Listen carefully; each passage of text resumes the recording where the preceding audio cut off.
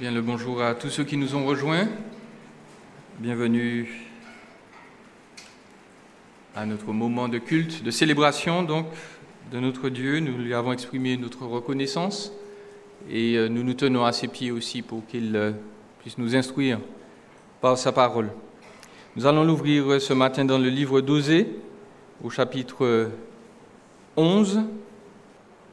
Osée au chapitre 11. Nous allons prier avant de lire ce texte.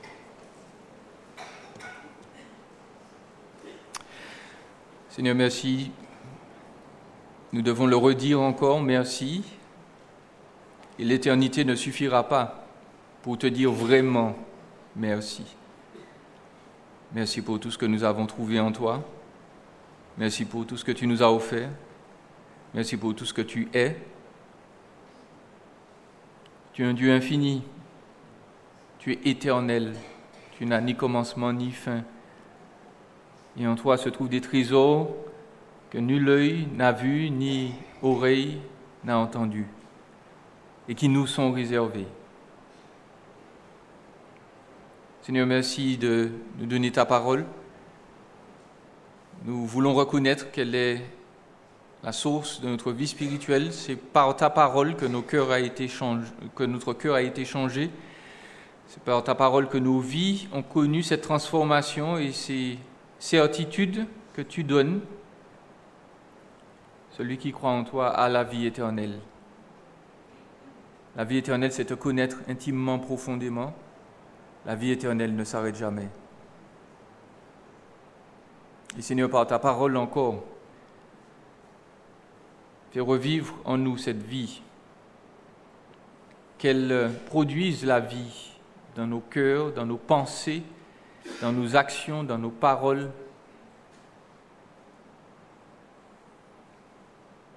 Et que par la vie que nous allons communiquer à d'autres, à travers cette vie que tu nous donnes, eh bien, ton nom soit glorifié et élevé au-dessus de tout nom, parce que c'est cela que tu recherches.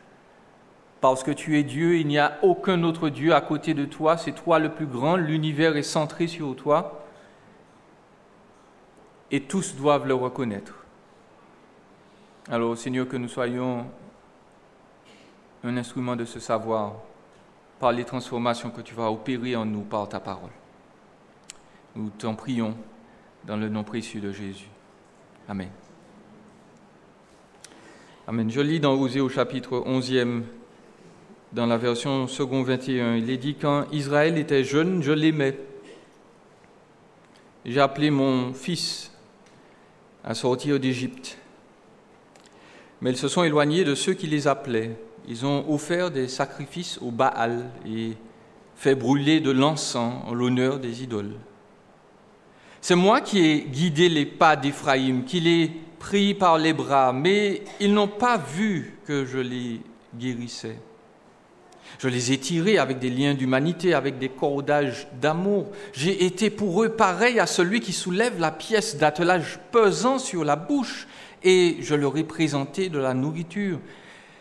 Ils ne retourneront pas en Égypte, mais l'Assyrien sera leur roi parce qu'ils ont refusé de revenir à moi. L'épée fondra sur leur ville, exterminera, détruira leur soutien à cause des projets qu'ils ont eus.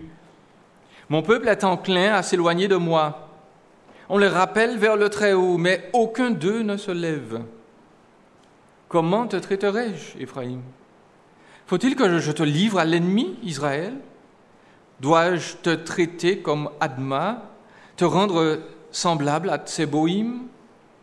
Je suis tout bouleversé, je suis rempli de compassion. Je n'agirai pas en fonction de l'ardeur de ma colère. Je renonce à détruire Éphraïm, car je suis Dieu et non pas un homme. Je suis saint au milieu de toi, je ne viendrai pas avec colère. Ils suivront l'Éternel qui rugira comme un lion, car il rugira, et des enfants accourront de la mer, ils accourront de l'Égypte, pareil à un oiseau, et de l'Assyrie, pareil à une colombe, et je les ferai habiter dans leur maison, déclare l'Éternel. Il y a des mots dans la vie qui sont importants. Il y a des phrases qui peuvent changer votre existence. Et ce dont nous allons parler ce matin, c'est sans doute la plus importante. On ne peut pas vivre sans. Il n'existe pas de film sans lui. Il n'existe pas de roman qui ne le mentionne pas, ne serait-ce que de manière brève. C'est un mot qu'on emploie parfois trop peu ici. C'est quand je suis parti de la Martinique et j'observais mes camarades de classe ou mes camarades à l'Institut biblique. Ils appelaient leurs parents. Et à la fin de la phrase, ou à la fin de la conversation plutôt, ils disaient toujours « I love you ».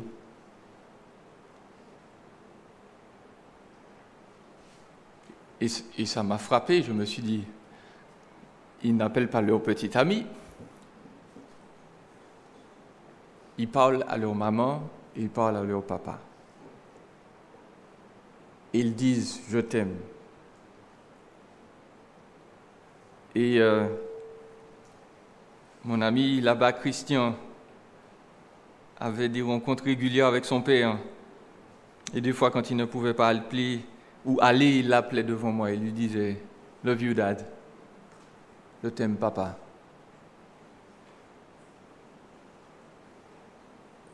On ne peut pas vivre sans amour. On ne peut pas vivre sans recevoir d'amour, on ne peut pas vivre véritablement sans donner d'amour. Et Dieu nous dit aujourd'hui, je t'aime. Dieu dit à son peuple, Israël, qu'il l'aime. Dieu dit à son peuple à Plateau Fofo, je t'aime.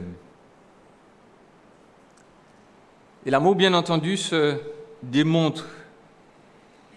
Il y a une chanson qui le disait, si tu m'aimes, prouve-le. L'amour se démontre dans ce texte de manière diverse et variée, parce que l'amour de Dieu, nous pouvons y trouver une certaine correspondance dans ce bas monde, mais il est élevé non seulement en qualité, mais en diversité. Dieu n'aime pas exactement comme nous aimons. Dieu, son amour est grand, pour de multiples facettes. Dieu n'aime pas les animaux comme il aime les humains. Et même entre les humains, Dieu fait des distinctions d'amour. J'espère que ce n'est choquant pour personne, nous l'avons déjà développé ici. L'amour de Dieu n'est pas une espèce de drap large qui recouvre tout, et puis ça n'a pas de distinction. L'amour de Dieu est varié. Il est puissant, il est fort, mais il est distinct. De sorte que Dieu ne va jamais aimer un être humain qui se rebelle contre lui comme il aime ses enfants. Un amour pour nous est spécial. Et le texte débute là, vous l'avez lu, quand Israël était jeune, je l'aimais. Et comment on peut savoir cela? Eh bien, Dieu dit, puisqu'il l'aimait, j'ai appelé mon fils hors d'Égypte. J'ai appelé mon fils. Dieu considère la nation d'Israël comme un enfant. L'amour de Dieu, donc, a un aspect filial, c'est-à-dire que Dieu regarde les êtres humains avec qui il est en alliance et il les traite comme des enfants. Il en prend soin un peu comme un parent le fait aujourd'hui pour ses enfants. Un bon parent. Et Dieu nous dit donc, tu es mon fils, tu es ma fille. Et c'est un privilège, c'est un honneur, je t'aime. Et notons, j'ai appelé mon fils hors d'Égypte. Et ça, c'est important. Parce que nous devons le redire, Dieu aime les humains, mais il ne les aime pas tous de manière filiale. Dieu a un amour créationnel pour tous les hommes, quels qu'ils soient. Même Adolf Hitler a été aimé de Dieu. Dieu lui a donné une famille, il lui a donné un père, une mère. Dieu l'a nourri. Même les pires despotes, même les hommes, les femmes les plus méchants sur cette terre reçoivent un amour de la part de Dieu. Dieu leur donne des opportunités de se repentir, il leur donne de la nourriture, il leur donne un travail, il leur donne la vie. C'est une preuve d'amour. Mais Dieu dit qu'il appelle son fils hors d'Égypte. Et ce qui va faire la différence entre quelqu'un qui vit sa vie sans s'inquiéter de Dieu et puis un fils, une fille de Dieu, c'est que Dieu l'a appelé hors d'Égypte. Dieu lui a dit, ce monde-ci, cette manière de vivre que tu as hérité là, naturellement, de ceux qui t'entourent, eh bien, il faut que tu en sois délivré. Tu ne peux plus vivre comme avant. Et parce que je t'aime, je t'appelle hors de ce monde-ci. Je te dis qu'il faut te séparer de ce qui constitue donc la mentalité du siècle présent.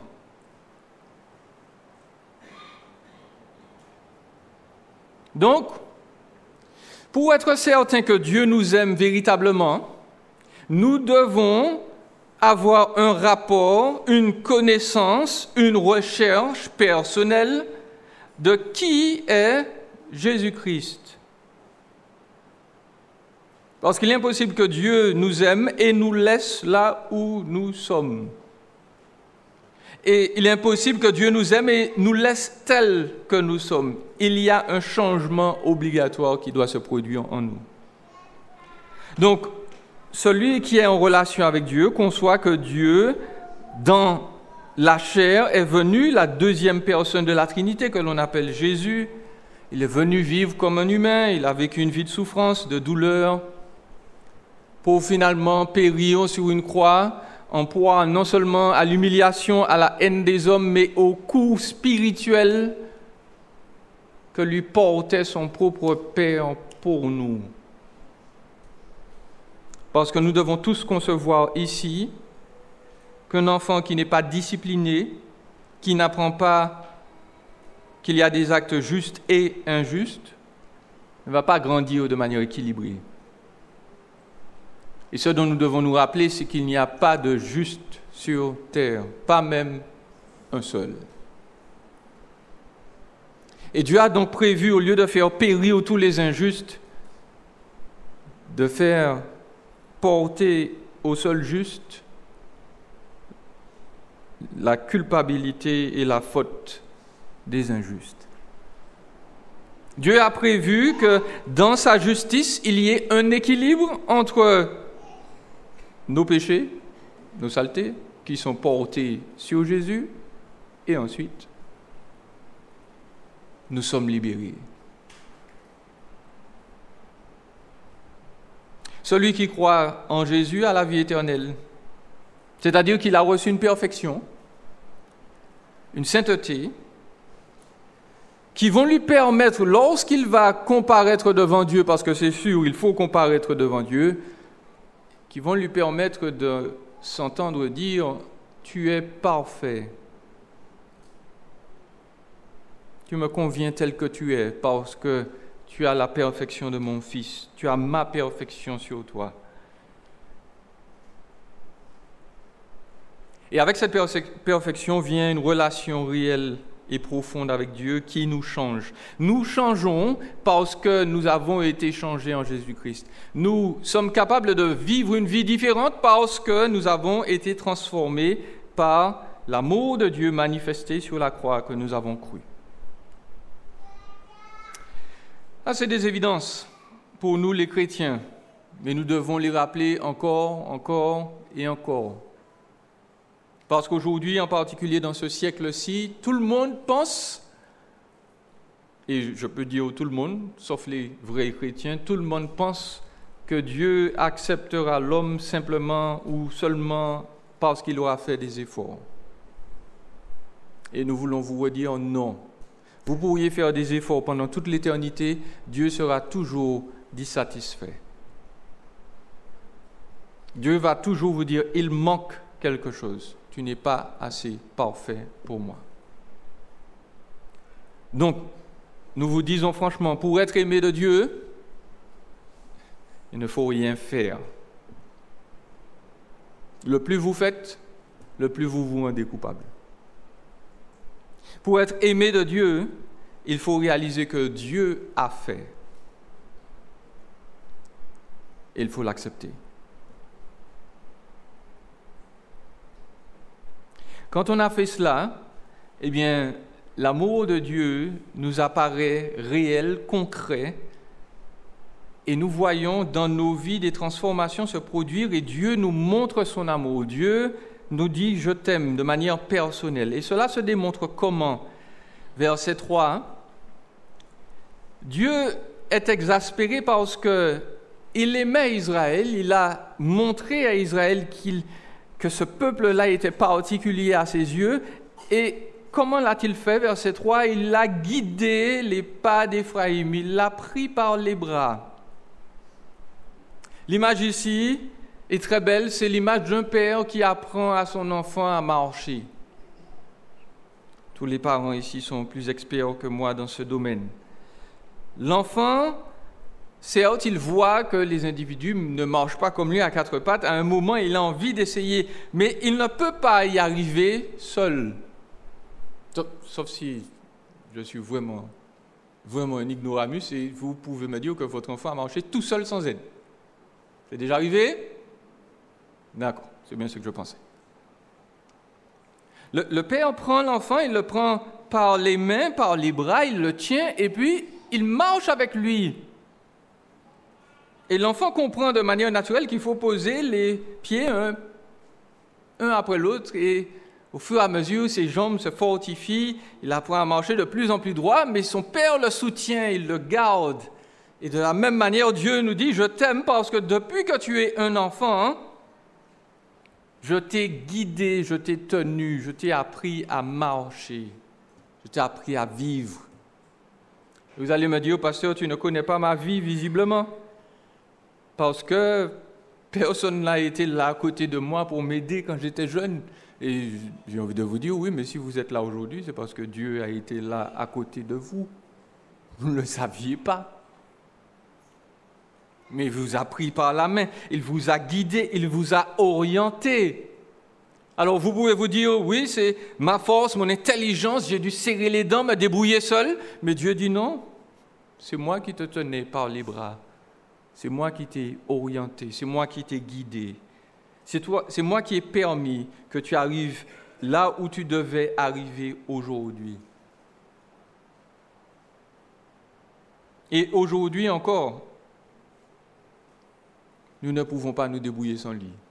Il faut que Dieu nous tienne au moins par un bras, au moins par la main, parce qu'on ne sait pas où aller sans lui. Donc, bien entendu, le Seigneur guide ses enfants comme un père apprend à ses enfants à marcher pour les rendre mobiles, pour les rendre forts, pour les orienter, pour qu'ils puissent se décider un jour à faire les bons choix. Qu'est-ce qui nous montre aussi l'amour de Dieu? Verset 3 toujours. Non seulement il les a pris par les bras, mais Israël n'a pas remarqué qu'il les guérissait. Lorsqu'on est un enfant de Dieu, on est guéri. Ésaïe 53 nous dit, c'est par ces meurtrissures que nous sommes guéris. Et certains ne comprennent pas cette phrase parce qu'ils se sont limités au seul sens physique de la guérison. En fait, certains sont allés tellement loin qu'ils disent que puisque nous avons été guéris par les meurtrissures de Jésus, nous n'avons pas le droit de tomber malades. Et je suis désolé, ce n'est pas ce que ce texte veut dire. Le texte n'a jamais dit que parce qu'on est un enfant de Dieu, on ne va pas tomber malade. Le texte dit qu'en Jésus-Christ, nous avons reçu la guérison suprême, la guérison de notre âme. Elle va se manifester au fur et à mesure jusqu'à ce que dans l'éternité, nous soyons complets. Que cette guérison interne soit pleinement manifestée.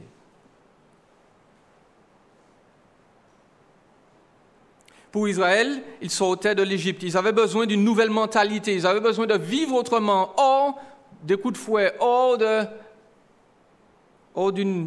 agenda tyrannique. Ils avaient besoin d'être reconstruits. Et un prédicateur disait qu'il a fallu juste quelques jours pour sortir Israël d'Égypte. Et il a fallu 40 ans pour faire sortir l'Égypte d'Israël. Parce que c'est ça notre problème. Lorsque nous comprenons ce que Jésus a fait pour nous sur la croix, il y a une guérison qui se produit, mais nous ne sommes pas forcément conscients de ce qui s'est passé dans notre âme et nous avons besoin d'apprendre à mettre en place une personnalité, une attitude qui corresponde à ce que Christ nous a légué. De sorte que nous avons pris de mauvaises habitudes, nous avons reçu une certaine éducation, je ne veux pas dire seulement des parents, nous avons pris l'habitude d'agir de telle manière lorsqu'on nous a offensés. Eh bien, Christ vient nous guérir de ça. Il ne vient pas nous guérir quand nous serons capables d'agir bien. Christ nous a déjà guéris dans notre âme. Il nous a dit, le péché qui a été commis contre toi, j'ai aussi payé pour.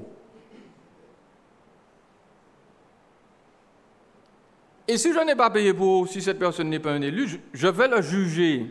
Donc, tu es guéri. Tu n'as pas besoin de te concentrer sur ta plaie et de te souvenir de ton passé comme si ton passé te tenait encore comme l'Égypte. Dieu dit, tu es guéri, j'ai coupé les chaînes. Donc maintenant, agis en homme libre, en femme libre. Tu n'as pas à atteindre une force qui est en dehors de toi pour être sauvé. Je suis en toi, je vais te donner la force puisque tu es sauvé. De sorte que le chrétien n'a jamais l'excuse de dire « Oui, mais c'est la faute de mes parents. » Ou bien c'est mon patron. C'est les autres qui sont méchants. C'est la vie qui est dure.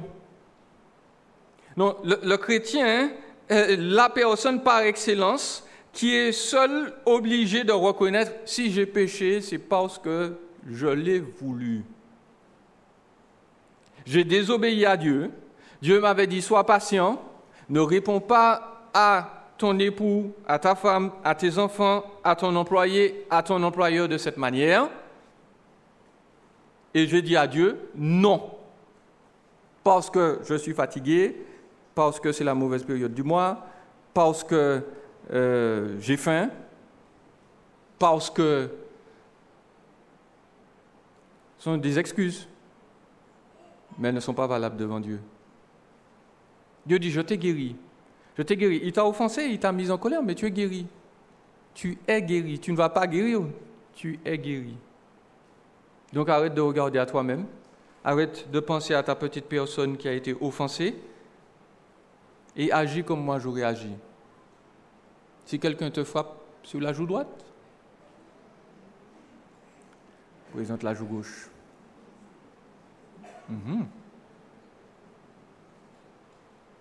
Ça veut dire si la personne t'abreuve d'insultes, en tant que chrétien, tu as déjà reçu la guérison suffisante pour te dire, mais de qui tu parles finalement? Tu me traites d'imbécile, mais je ne suis pas imbécile. Hein? Je suis caché en Christ, je suis extrêmement intelligent. Parce que le Seigneur Jésus a dit, celui qui est vraiment intelligent et qui peut se vanter, c'est celui qui me connaît. Donc tu me traites d'imbécile, mais je ne sais pas de qui tu parles. Parce que je ne le suis pas. Dieu nous a guéris. Et encore une fois, le chrétien n'a pas l'excuse de se laisser aller. Il est guéri et il manifeste sa guérison jour après jour. Et puis le Seigneur continue, il dit qu'il a tiré ses enfants avec des liens. Et là, on a des liens humains, des liens d'humanité. Dans l'original, c'est simplement Adam. Il les a attirés avec les liens d'Adam. Certaines versions, donc, la mienne, on traduit humanité parce qu'elles se sont dit, voilà, Dieu a voulu exprimer, de pair avec les cordages d'amour, cette idée qu'il l'a fait de manière gentille, de manière aimante. Mais Adam, le terme Adam ne referme pas tout ça. Dieu nous dit simplement là qu'il a employé des moyens et des moyens humains. Le terme Adam veut dire que lorsque Dieu nous a libérés ou pour nous libérer et même pour nous aider à continuer sur le chemin de la guérison, il va utiliser des personnes. Pour le peuple, il a utilisé Moïse, il a utilisé Josué, il a utilisé David. Et puis pour nous, il a utilisé nos parents, il a utilisé nos moniteurs, nos frères et sœurs dans l'église, ou bien quelqu'un qui n'était d'ailleurs même pas chrétien. Il a utilisé des moyens humains, et ces moyens humains, lorsque nous y réfléchissons, témoignent encore une fois de son amour, de sa fidélité. Dieu appelle les hommes, et parfois il les appelle de manière tonitruante, de manière forte, et puis souvent il utilise des moyens qu'on ne voit même pas, mais qui sont remplis d'amour, qui sont remplis de tendresse, qui sont remplis de cet engagement-là qu'il prend avec nous et il nous dit « Je t'ai aimé, je t'ai attiré là, je te conduis toujours par amour ». Et des fois, on a envie de dire à Dieu « Oui, mais Seigneur, heureusement que tu me dis ça dans ta parole, parce que je n'aurais jamais su que tu m'aimes, hein, vu comment tu me maltraites. »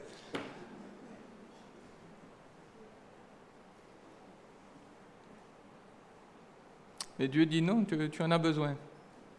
J'ai utilisé les moyens pour t'attirer et pour te faire venir. J'ai utilisé le moyen que toi, tu avais besoin. C'est comme un costume bien taillé, c'est comme une jupe bien faite. Elle te correspond. J'utilise ce qui te correspond. Donc si tu n'es pas d'accord avec ma méthode, eh bien il faut mieux changer ta personnalité. Parce que j'utilise les moyens d'amour qui te correspondent.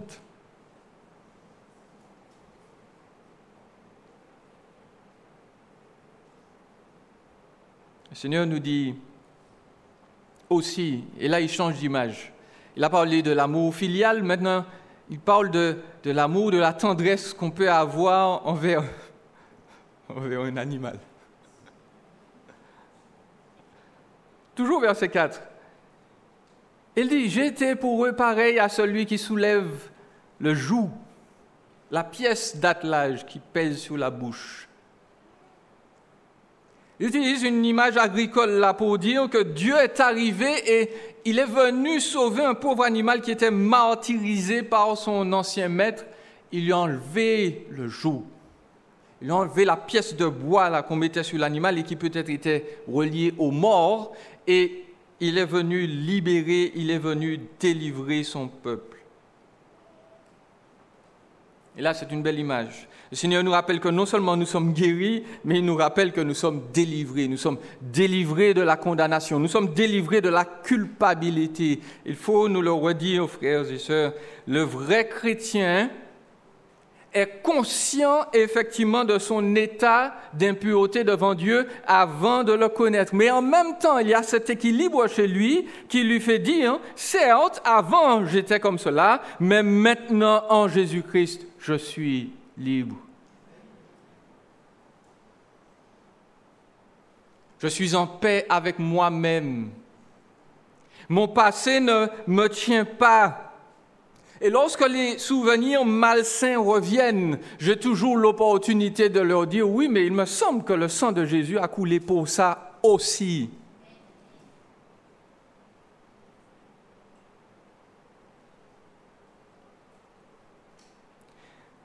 Et, chers jeunes en particulier, je voudrais vous le redire, c'est toujours bien de ne pas avoir la conscience chargée. Parce que le sang de Jésus purifie de tout péché.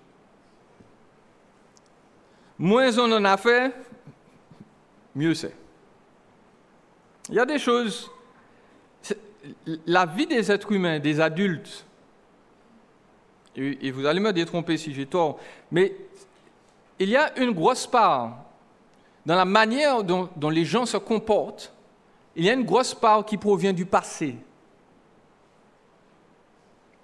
Il y a chez certains individus Lorsque vous pouvez leur parler profondément, sérieusement, ils vont à un moment vous parler de ce qui s'est produit à tel endroit et dont ils ne sont pas fiers. Et on essaye de vous dire aujourd'hui que ça n'a pas d'importance. On essaye de déculpabiliser les êtres humains. Mais la culpabilité est une bonne chose parce qu'elle nous jette aux pieds de Jésus. Elle nous fait dire, il y a un moyen pour moi d'être délivré, je l'espère. Et Jésus dit, j'efface son passé. J'efface son passé, arrête de revenir dessus. Tu es libre. Donc le Seigneur Jésus a délivré le peuple du fardeau. Et puis, verset 4, il s'est penché vers eux, littéralement. Il leur a présenté de la nourriture. Littéralement, il s'est penché pour les nourrir à la main. C'est-à-dire que Dieu a tendrement nourri son peuple. Il ne l'a pas emmené, il n'a pas mis dans une prairie là et puis il a dit, bon, débrouille-toi. Dieu dit, cette personne était brisée, je suis venu lui porter la nourriture à la bouche. Et certains d'entre nous savent ce que c'est d'avoir été brisé. Et puis Dieu est venu nous réconforter, nous parler tout doucement. Envoyer quelqu'un pour supporter nos pleurs, pour supporter notre rage. Et puis la personne nous a parlé tendrement. La personne nous a dit, ne t'en fais pas, ça ira, Dieu t'aime. Et Dieu est comme ça. Dieu a de la tendresse. Et Dieu nous nourrit physiquement, mais Dieu nous nourrit spirituellement aussi. Il nourrit notre âme de bonnes choses. Parce que je l'ai dit, s'il faut dire non à la culpabilité, eh bien le chrétien, c'est quelqu'un qui réfléchit non pas sur ses problèmes, mais sur ce qui est vrai, sur ce qui est juste. Rappelez cette référence? Philippiens 4:8. Allons regarder ça. Allons faire ce petit test-là. Même juste avant de venir au temple. Quelles étaient vos pensées? De quoi étaient-elles pleines? Et Philippiens 4, verset 8, dans le Nouveau Testament, l'Écriture nous dit, dans Philippiens 4, verset 8, au final, frères et sœurs, portez vos pensées sur tout ce qui est vrai. Tout ce qui est vrai. Donc les pensées que vous avez de vous-même, est-ce qu'elles sont vraies? Est-ce qu'elles sont bibliques? Lorsque les anciens refrains vous viennent de votre passé, de votre patron, de vos parents, est-ce que vous pensez à ce qui est vrai? Est-ce que vous repensez au psaume 139 qui dit de nous, tu es une créature merveilleuse? Est-ce que nos pensées sont focalisées sur ce qui est honorable? Peut-être qu'il y a certaines fautes qui nous reviennent à l'esprit, mais ce qui est honorable, donc, c'est ce qui est digne d'honneur ou rempli d'honneur, et nous nous focalisons donc sur ce que Jésus dit de nous. Jésus nous a dit, tu es mon frère, tu es ma sœur, tu n'es plus cette personne-là. Tout ce qui est juste, tout ce qui est pur, tout ce qui est digne d'être aimé, tout ce qui mérite l'approbation, tout ce qui est vertueux, qui a de la qualité morale, tout ce qui est digne de louange, eh bien, que ces choses-là soient l'objet de vos pensées. Est-ce que vous faites cet exercice-là? Est-ce que vous surveillez où vos pensées vous emmènent? Nous devons le faire.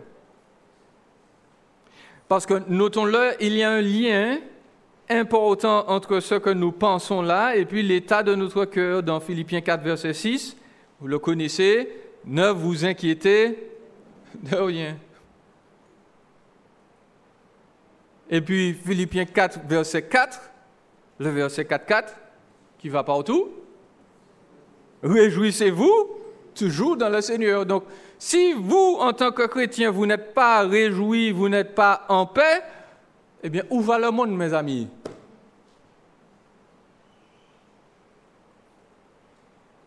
Où va le monde? Alors, ce n'est pas une critique, mais c'est une observation. Encore une fois, quand on est dans le moment de louange, c'est le moment que je peux observer. On peut jeter un coup d'œil sur certains. On se dit, ouh là là là là là là là là. Parce que c'est supposé être l'un des temps forts de la semaine. On est là en présence de son Dieu, on glorifie le Seigneur. Normalement, c'est maintenant qu'on peut se sentir réjoui. Et puis, il y a certains... Alors, que ce soit dans l'Assemblée, mais parfois, je regarde sur l'estrade là. Si on doit inciter les gens à être réjouis, en paix, tout ça, et qu'on... Gloire à Dieu au plus haut des cieux.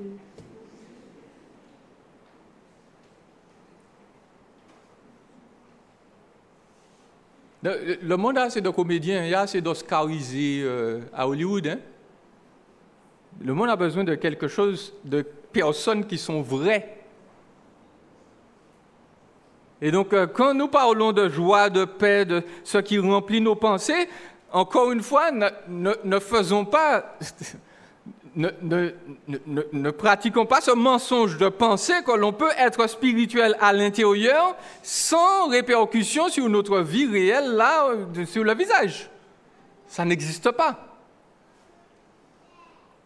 Donc, si nous sommes en paix, si nous sommes joyeux, cela va se voir. Nous avons le droit d'être tristes. Un petit moment.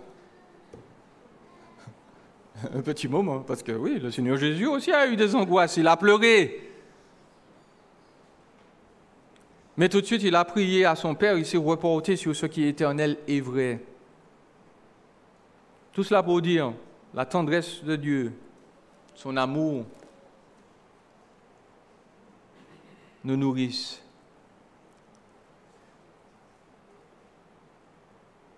Dieu remplit nos esprits et nous sommes en paix. Il faut terminer.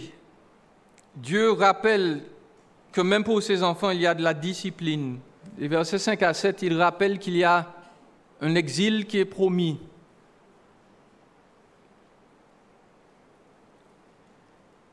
Le peuple assyrien va venir envahir Israël parce qu'il y a eu Baal, parce qu'il y a eu des traîtrises, parce qu'il y a eu de la prostitution. Le peuple de Dieu, au lieu de s'attacher à son Rédempteur, s'est attaché à des idoles. Il y aura de la discipline. Et je n'ai pas besoin de trop insister dessus. Nous le rappelons, les enfants qu'on aime sont châtiés. Ils sont disciplinés. Pour certains, on n'a pas besoin de coups. Il suffit de récupérer le portable. Et en tant que pasteur, je suis totalement pour. Et je vous le redis, chers jeunes, si vous pensez toujours en termes de mon truc, mon machin, bon, laissez-moi vous détromper. Si vos parents ne vous ont pas encore appris, vous n'avez rien du tout. Rien du tout. Ce n'est pas votre portable, ce n'est pas vous qui le payez de toute façon. Donc, je ne sais même pas comment vous pouvez dire que c'est à vous. Ce n'est pas votre chambre, ce n'est pas vos vêtements, il n'y a rien qui est à vous. Même l'argent que vous avez eu éventuellement, c'est un cadeau qu'on vous a fait, donc ce n'est pas à vous. D'accord? Donc vous n'avez rien du tout. Le jour où vous aurez quelque chose, c'est quand vous serez hors de chez papa et maman, vous aurez travaillé, on va vous donner votre chèque, là vous pouvez dire, c'est mon chèque. Et encore, parce que normalement, si vous êtes près de papa et maman, vous allez devoir leur payer le dîner pour leur dire, merci bien, je suis arrivé là grâce à toi. Donc, si les parents ont envie de vous retirer le portable, c'est leur droit. Si vous avez résisté, Dieu vous frappera.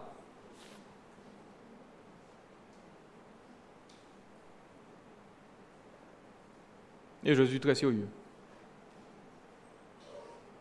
Parce que quand Dieu dit « honore ton père et ta mère », il ne rigole pas. C'est toujours valide et valable aujourd'hui. Donc, chers jeunes, si vous voulez vivre vieux, l'Écriture vous dit de saisir votre place dans ce monde-ci et d'agir dans l'obéissance, pas dans l'hypocrisie simplement, mais d'obéir. Et cela est valable pour les jeunes, c'est valable pour les adultes. Le Seigneur nous dit que si nous sommes vraiment ses enfants, puisqu'il nous aime, il nous incite à lui obéir. Lorsque ce n'est pas fait, eh bien, à un moment, Dieu va nous discipliner.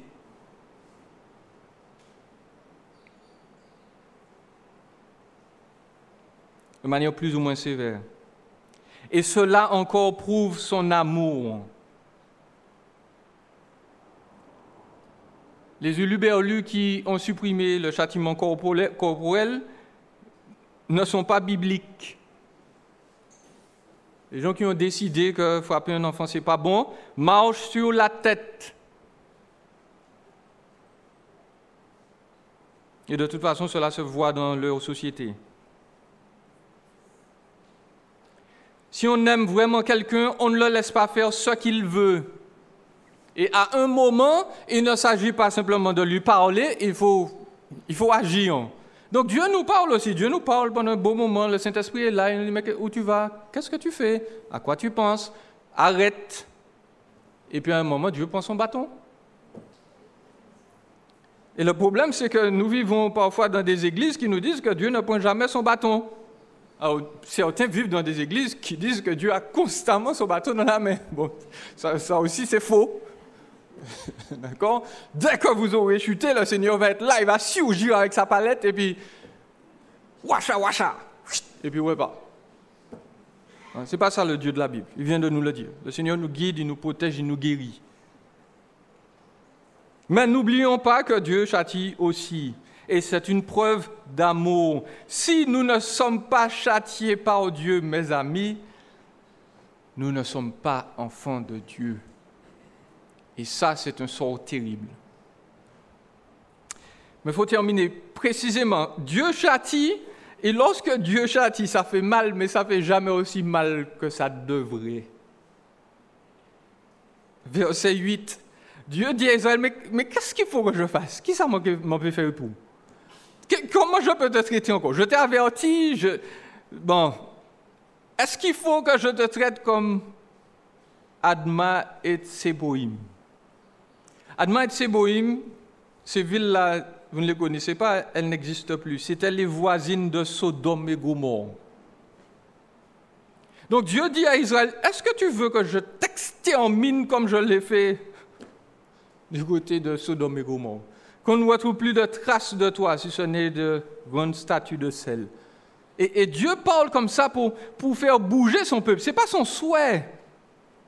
Parce que tout de suite après, il dit, je suis tout bouleversé, je suis rempli de compassion, comme tout bon parent. Je ne sais pas si je vous ai raconté, une fois, j'avais discipliné, je ne me rappelle même plus qui c'est. J'avais discipliné l'un de mes cousins, il avait dit je ne sais pas quoi. Et je lui ai dit, mais qu'est-ce que tu racontes là? Je lui ai donné 2 baffes. Et puis la seconde d'après, j'ai eu mal. Je me suis dit, mais frère, c'est pas ton fils.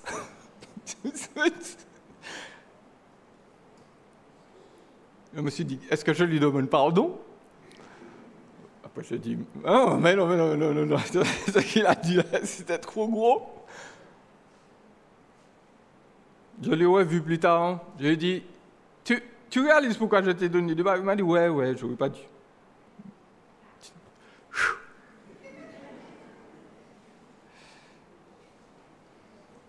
Quand on discipline, on ne fait pas ça avec plaisir. Hein? Si vous aimez ça, venez me voir vite. Et j'irai voir la police avec vous tout de suite parce que vous avez un gros problème. Parce qu'il y a peu de choses qui vous fassent aussi mal de devoir faire mal à quelqu'un, que ce soit par des paroles ou des actes. Ça fait mal.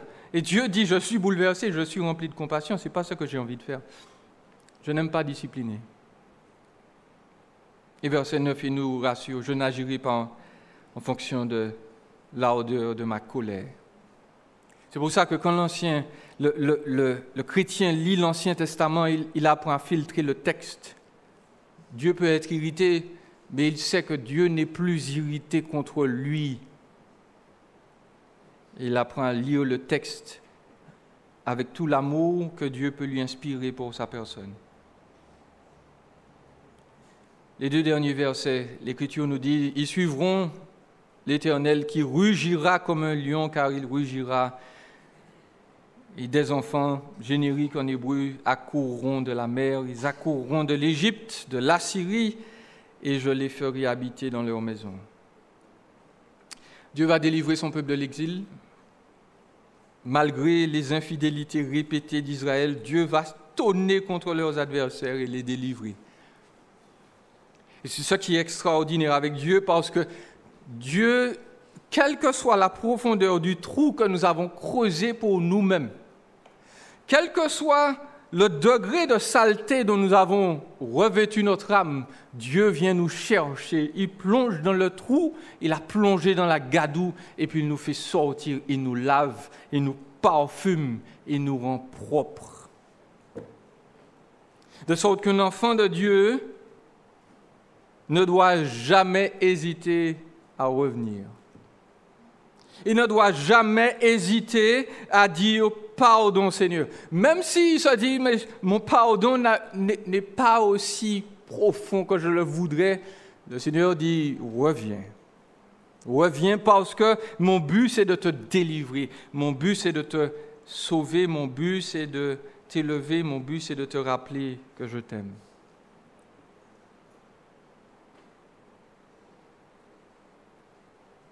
Dieu promet qu'il va nous faire habiter dans des maisons.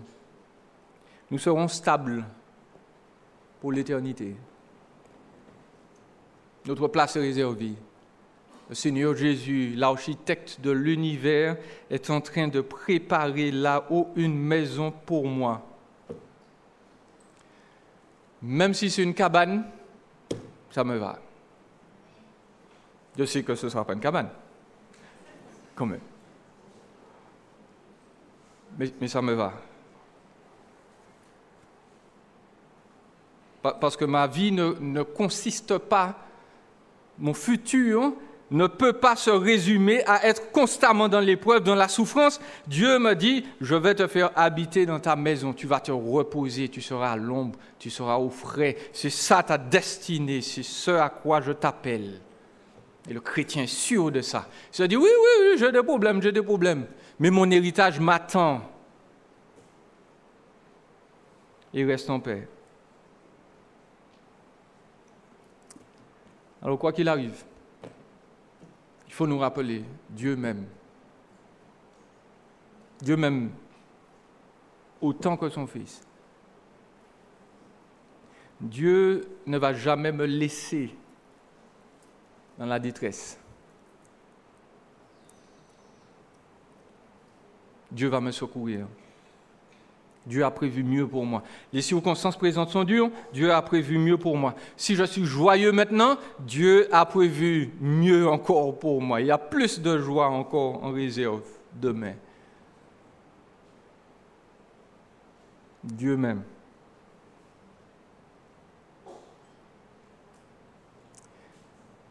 Si vous n'êtes pas caché en Jésus-Christ, si vous vous êtes appuyé sur autre chose que Jésus-Christ, que ce soit Marie, que ce soit votre chapelet, que ce soit votre pèlerinage en Inde, que ce soit le yoga, que ce soit vos sacrifices à vos divinités, Dieu dit que votre aide ne viendra jamais, parce que ces choses-là sont mortes. Mais Dieu dit qu'il aime les pécheurs. Dieu n'est pas venu pour des gens qui se croient justes. Dieu est venu pour des gens qui se savent bancals, perdus, sales. Si vous êtes quelqu'un comme ça, Dieu vous aime. Dieu vous appelle. Dieu vous dit, viens, je vais te nettoyer, je vais te guérir, je vais te guider. Je vais t'assurer une maison, une stabilité. Venez à Jésus. Il est encore temps. On va se lever et terminer par la prière.